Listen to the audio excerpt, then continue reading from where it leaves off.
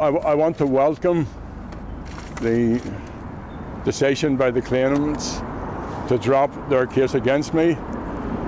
I attended the case in London out of respect for them, and this decision brings an emphatic end to a case that should never have been taken. I contested the case. I defended myself against the false accusations being levelled against me. I asserted the legitimacy of the Republican cause and the right of the people of Ireland to freedom and self-determination, and I do so again. During my 2 days of evidence, I categorically rejected all of the claims being made.